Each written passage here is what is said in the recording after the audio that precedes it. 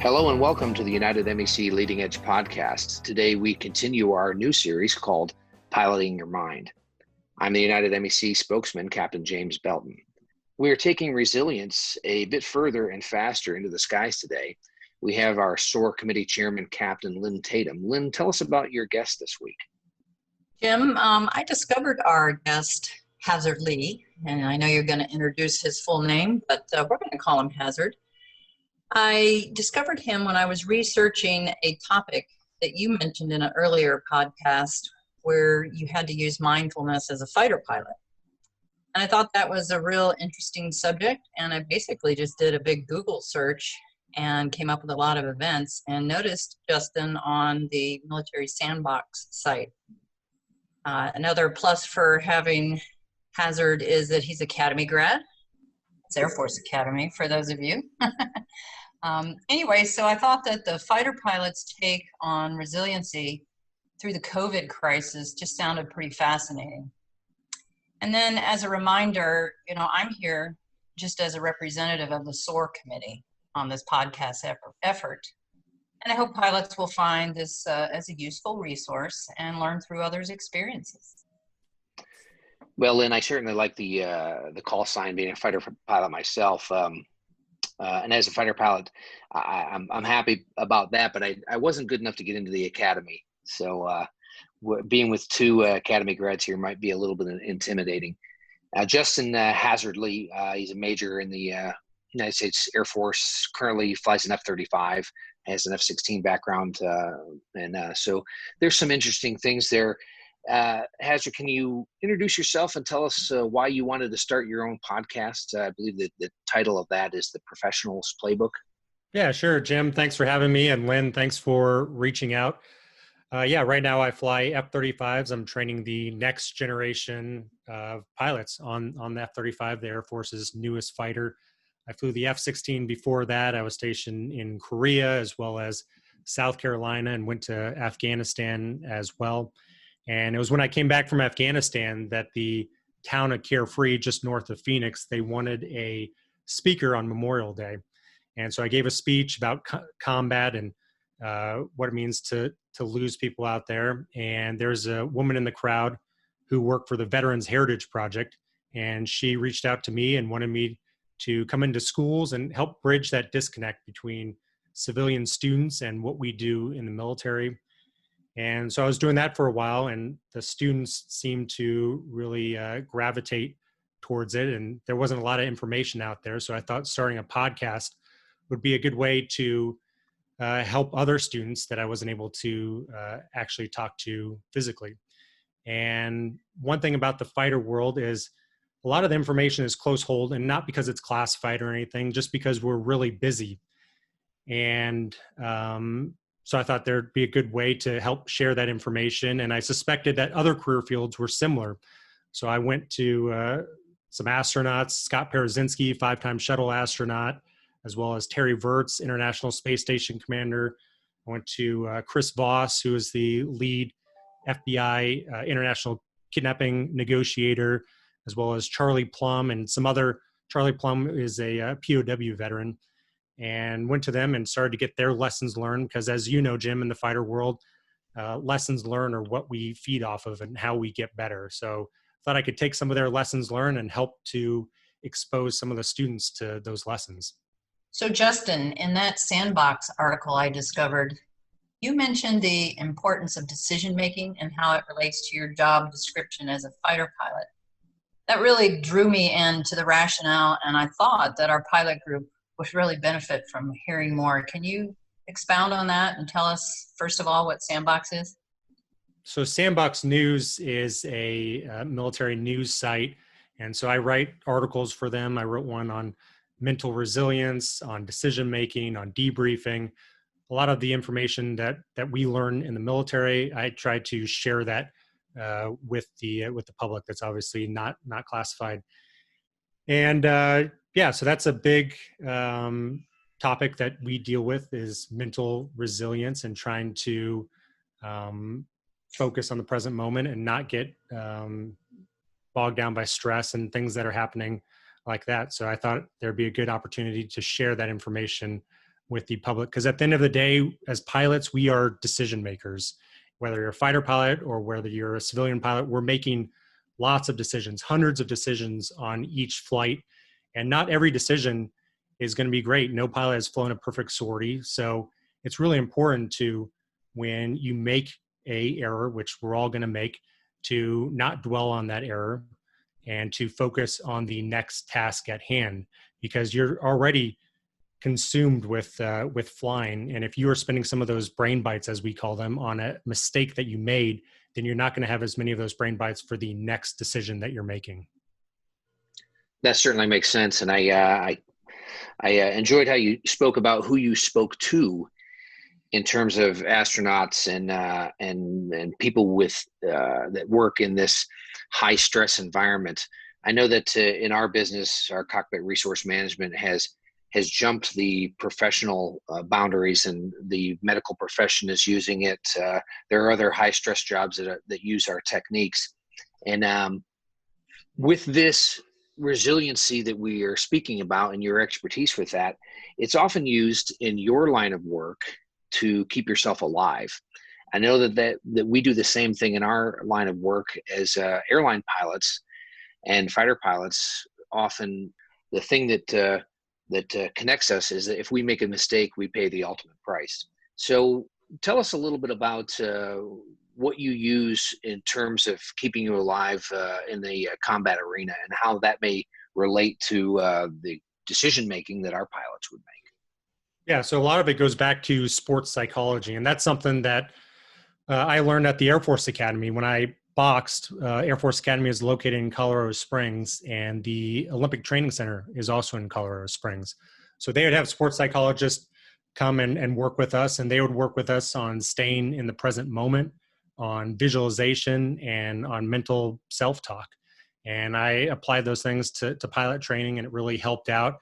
And the Air Force, at least here at Luke Air Force Base, has really invested heavily on that. So it's changed quite a bit in the last 10 years or so. So staying in the present moment, we talked to that briefly, but yeah, you want to focus on the next decision that you have. You don't want to worry about a mistake that you made, or you don't want to worry too far in the future. You just want to worry on what can have an outcome on the task at hand. Visualization, that's something that all Air Force pilots at least learn in pilot training. It's called chair flying. So you can go through an entire sortie in your mind, and that really helps with preparation. It really helps with it being able to conceptualize information and find something in a book and actually be able to use that in the air, because our closure rates are averaging over 1,000 miles an hour, about a mile every 3 seconds. So it's really easy for the wheels to fall off when we're making decisions. So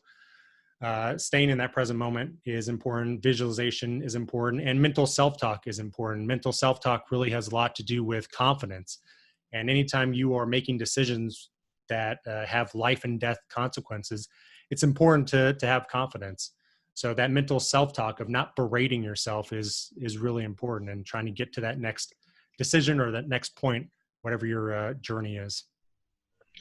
The things that would help me out in those 1,000-knot closure intercepts was adrenaline and self-preservation, and drawing on that, I had some combat missions over Afghanistan, and I'm sure that when you were over there, you saw that those missions would leave you needing sleep and rest, and that ability to strive for resilience. I used some meditation to help me quickly come down from the rigors of a 12-hour mission. And when I first started flying F-16s over Afghanistan, we did have 10 and 12-hour missions. Imagine that in a single-seat fighter. And we conducted close air support combat missions. I translated that experience to help me get rest on a 16-hour United Airlines flight to places like Mumbai and Hong Kong. Just being mindful of that, the fact that I was about to go on a break, preparing for sleep, helped out tremendously, and how I was going to do on the next portion of that leg. The transition to home life in terms of stress can be difficult as well. I know that I struggle with compartmentalizing work life and home life, and I know that you're in a place that I was years ago, Justin, that we bring that stressful life in our jobs into our home life. So what techniques do you use for resiliency in your home life after the stressful days in the cockpit? Well, I'm glad you brought up meditation, and it sounds like we had kind of a similar path. I remember being in Afghanistan, and the missions were really stressful. We were very busy out there, and we were the only fighter squadron in the country. So we were responding to firefights all over the country. And after a few months, I could tell I was pretty stressed out, and I started meditating, and that has really helped out a lot. I think meditation is a great tool, and you're basically just practicing what you're doing, that staying in that present moment. When you meditate, you're focusing, at least I'm focusing on my breath. It doesn't have to be spiritual or any of that stuff. You're just focusing on your breath, and thoughts are definitely going to come into your mind. And that's okay. You just want to not get sucked into those thoughts. You want to identify that you're thinking and let them go. And that's exactly what you're trying to do in the air. When you make a mistake, you have that thought, you're grading yourself. I'm going to fail this flight. I'm going to, what are my colleagues going to say? You want to take that thought. It's natural to have those thoughts and just let them go. And almost everybody I know says they're terrible at meditating. And the goal is not to completely get rid of all your thoughts. The goal is to identify when you're having those thoughts, let them go, not berate yourself. And if you can just lower from 100% of those thoughts to 90%, that's a big win. So I think meditation is a big aspect in being able to apply those principles in a controlled aspect. Another thing, like you said, is the physical aspect. So when we're flying, we're pulling upwards of 9 Gs, 9 times the force of gravity. So I weigh about 230 pounds with my gear on. That's over 2,000 pounds of force. So a lot of that and unfortunately, since 2001, we've lost 17 pilots due to a G-induced loss of consciousness, where the blood drains out of your head. So we spend a lot on human factors, on getting enough sleep, and the Air Force has done a lot of studies on sleep. And they actually did a study where they reduced pilot sleep by 1 hour chunks. And pilots actually, after about a week, got used to that less than normal sleep. So they were feeling good. But when they tried them out in a simulator, they were actually making the same amount of mistakes, or they were making more mistakes than they made before. So getting a lot of sleep is important. Air Force, we really emphasize at least 8 hours of sleep. Staying hydrated, for us, that's important to increase our G tolerance time. But I think that also helps. I think the mind and body are connected quite a bit. So meditation, sleep, eating healthy, it's all linked together in terms of how much stress you're able to handle, how well you're able to adapt. There has been a shift in thinking when it comes to how pilots take care of themselves. A bowl of cigarettes and a scotch was dinner for a pilot back in the day. And taking care of your physical health rather helps with your mind. I'm certainly not a vision of physical fitness, but there was a time when I was an athlete, and it did make me feel a lot better.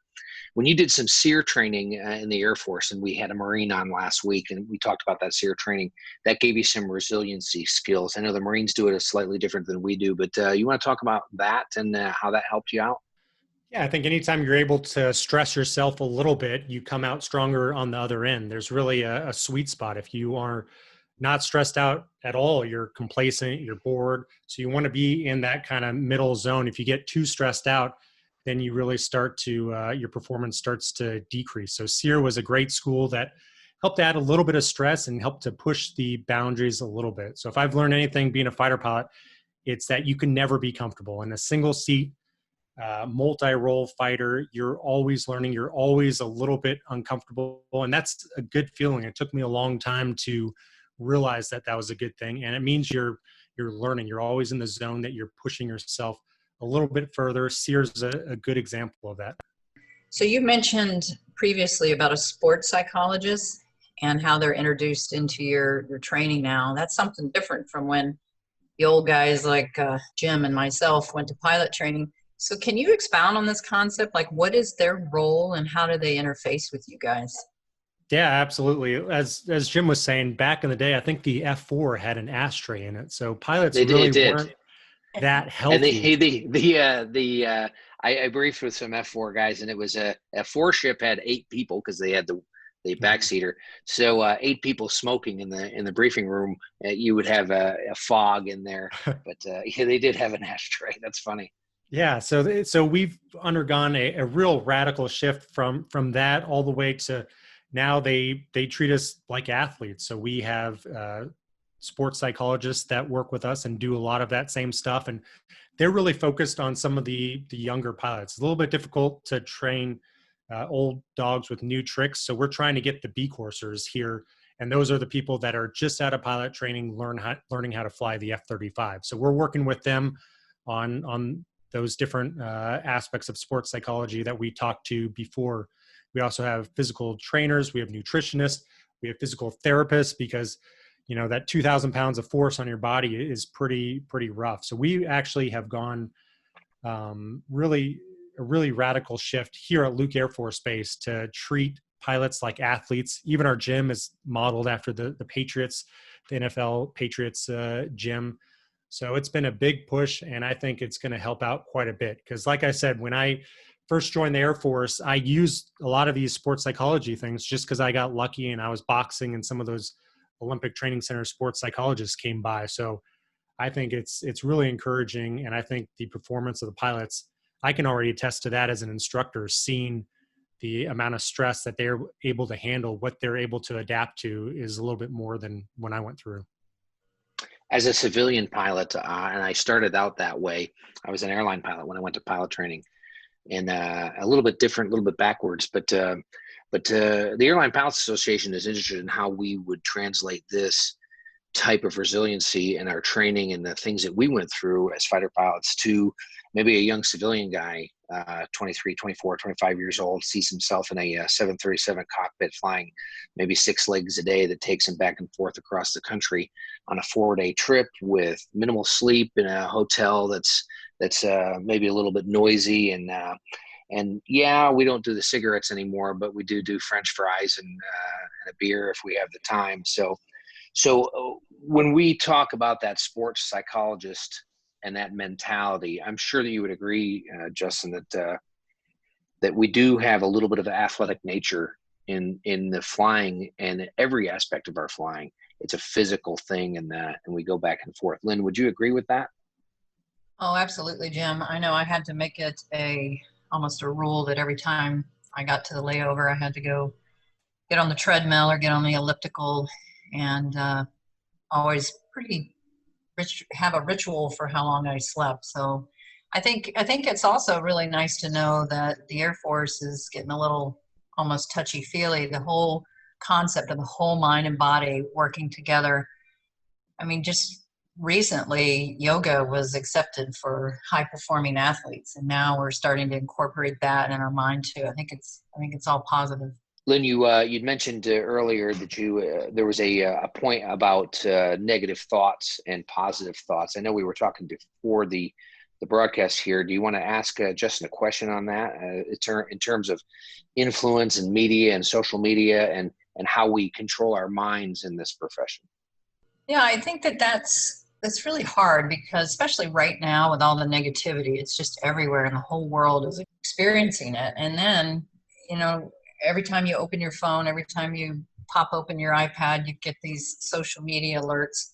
I know our moods can play a real influential role. You were talking about mindfulness, Justin. Could you expound on that and how we can maybe, well, you had said that we are 7 times more prone to negative thoughts than positive ones. How do you literally turn yourself around and start thinking positively when you're sucked down a negative track?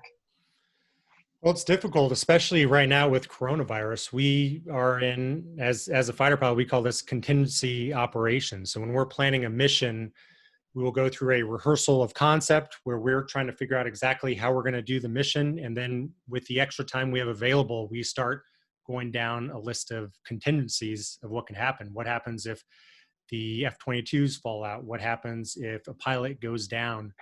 Those types of things. And we are definitely in a contingency operation that I don't think anybody foresaw coming with coronavirus. And then when we go out and fly, we'll brief the mission beforehand. And at the end of the brief, we go into contingencies. What happens as the flight lead if I am not able to take off? What happens if I get shot down?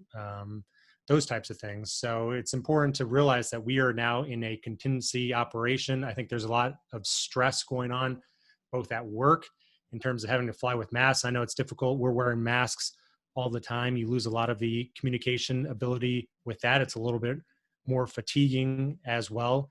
And then at home, it's a lot different, at least. And that can be difficult to be with, to have more family there, to not be able to sleep as well. So I think the most tangible things would be to go back to what you were talking about, the physical side of things. So finding a way to go ahead and sleep 8 hours. So sleep hygiene is really big. I'm sure it is with your pilots. It's really big with us. Sometimes we will be having 5 a.m. briefs, and sometimes we're having 7 p.m. briefs. So it's all over the place. And sometimes week to week, it changes like that much. So having good sleep hygiene, making sure to block out all the lights, making sure that you're not having caffeine too late, all that stuff. Turn off your device about an hour before you go to bed. All these habits will help you to get more sleep. In terms of eating better, I know that's difficult with us. We're a lot of times going TDY, going to different bases.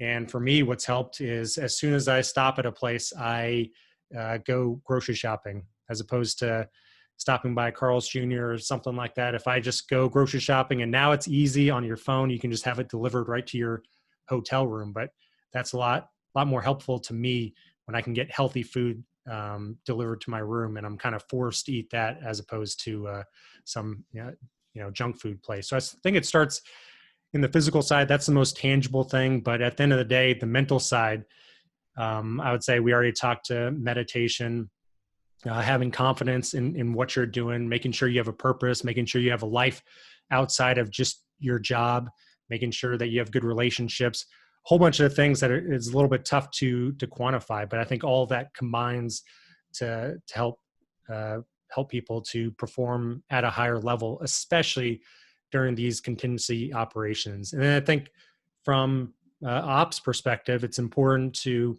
not be pushing the ops tempo right now. We realize that everybody's a little bit more stressed out. It's important to dial it back a little bit, not do anything too different, not do anything dangerous.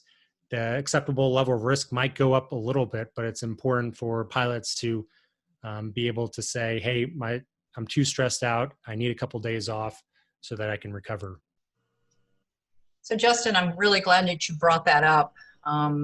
And trying to get ourselves out of a negative focus, whether our pilots are facing potential furlough or being moved to a different seat or having to commute, those are all sort of negative experiences. But one thing that I've read in Resiliency magazines and books, and we've alluded to in previous episodes, that kind of parallels what you mentioned here, was to perhaps list, like you talked about contingency plans. So the uncertainty is also often worse than actually knowing what's happening. And since pilots, we like to control things, and there's very little we can control. Some things that I've read that we could do are to make a list of all the positive things that are going on in our lives, and then maybe make an equal list of the negative things, and setting aside a certain amount of time to review both of those, and trying to always end with the positive things, and perhaps even reading them out loud and listening to yourself reading them, that it kind of will force our mind into that positive role. I'm not sure if you have anything to say on that, but I kind of think that parallels sort of a contingency plan that you were talking about.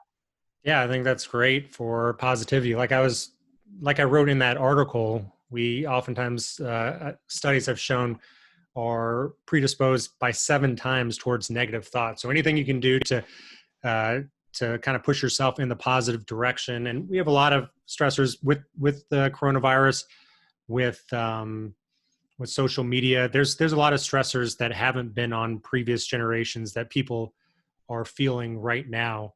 I'm glad you brought up a list. I think a checklist is one of the biggest things that helps me out to structure my day, because I'm kind of like a workaholic, probably like a lot of pilots, and that's not a good thing. So for me, when I wake up, when my mind is clear, I'll write down the top 3 things I have to do. And if I get those 3 things done, then I feel satisfied with the day.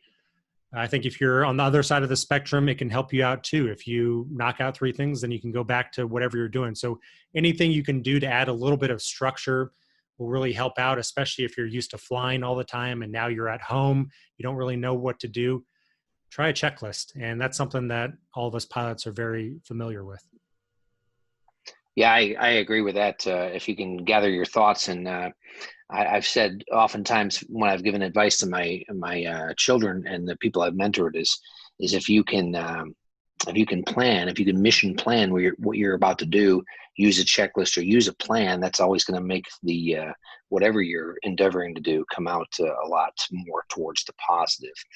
Justin, I was kind of refreshed when Lynn mentioned you, and I said, a fighter pilot who does podcasts. So that intrigued me a little bit. I want to ask you about that. Do you have a favorite guest or a favorite type of professional that you like to talk to? And maybe tell us what your biggest lesson is that you've learned from hosting a podcast. There's no specific profession. So I've had on everybody from fighter pilots to astronauts to Adam Chire, the founder of Siri in your smartphone. He's been on. I would say my favorite guest that's been on has been Charlie Plum. He spent 2,103 days as a POW in the Hanoi Hilton.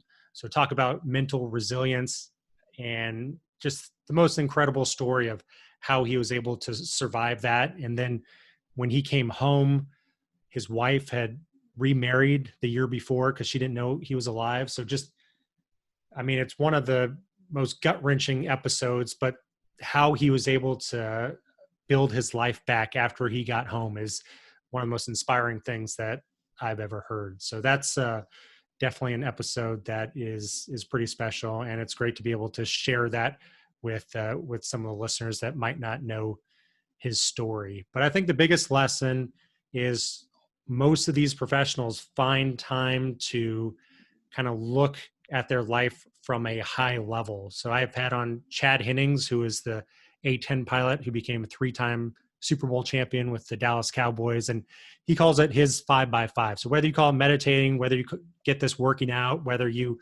his 5x5, he spends 5 minutes, 5 times a day, turning off all devices, not talking to anybody, and just sitting alone and thinking about whatever he wants to think about. And that helps him, he says, to kind of see that bigger picture and not get sucked into like a moth into the flame, which is something that I think we all do with all the fires that are going on in our lives. That's great. You mentioned Chad Hennings. I was at Luke at the fighter squadron right next to where you are at the 62nd back in 1995 when he was in the Super Bowl in Phoenix playing against the Steelers, which was my team. And Chad brought a couple of his buddies out to our squadron because one of our squadron mates was an academy grad with Chad. And my question when they walked in the door was, "Hey, we're the Steelers." Nobody laughed at that. I don't know how you fit in the cockpit. Yeah. Chad was one of my classmates, by the way. Just throwing that out there. Wow. Yeah, A-10 pilot, Super Bowl champ. That's great. That's great stuff. Lynn, I think you had another question in terms of how Justin would like to wrap things up and really give us some lessons learned. Did you want to ask him that? Yeah, sure. I mean, I just want to thank Justin for taking the time. You know, he's an instructor, busy guy, plus he's got his own podcast. But, you know, just bringing your perspectives to this episode is really important because, you know, we don't have to be a military pilot to relate to what you're talking about because we don't all fly the same aircraft. But we do need the similar skill sets to be effective and successful, not distracted, and to be resilient in times of adversity. I'd just like you to maybe, as we wrap this up, could you give us a good takeaway on that point there that I just made?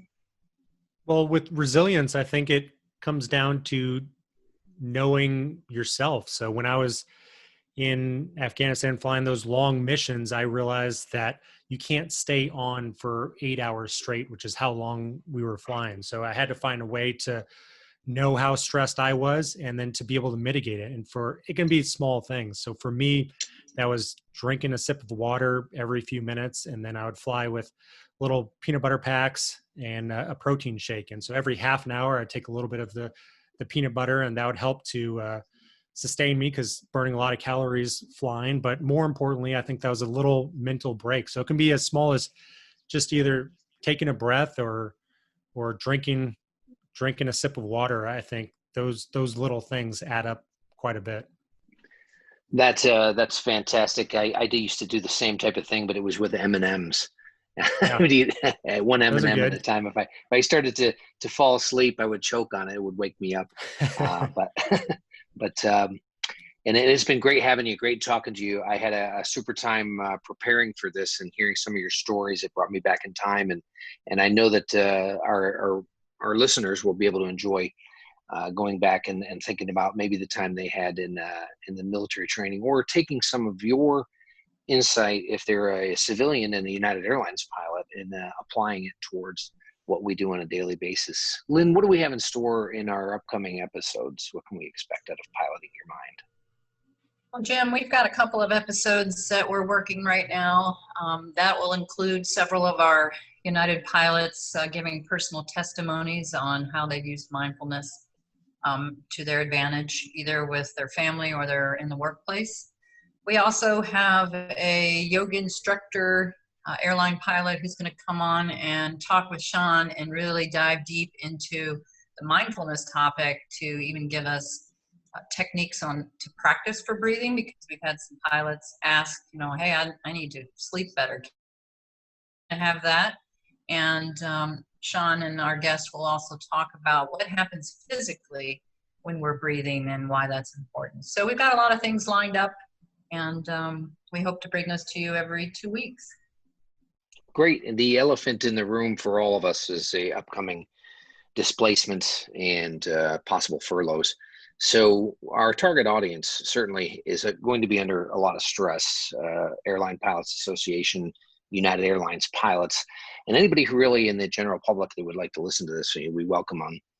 And if you can get something positive out of our podcasts, we will certainly appreciate that you stop by and listen to us. For those of you who are listening today, thank you for tuning in to the United MEC Leading Edge podcast, Piloting Your Mind series. To our guest, Major Justin Hasard Lee, we greatly appreciate your time and talent, and thank you for your service, sir. On behalf of the United MEC and all of our ALPA volunteers, fly safe and stay healthy. I'm Captain James Belton.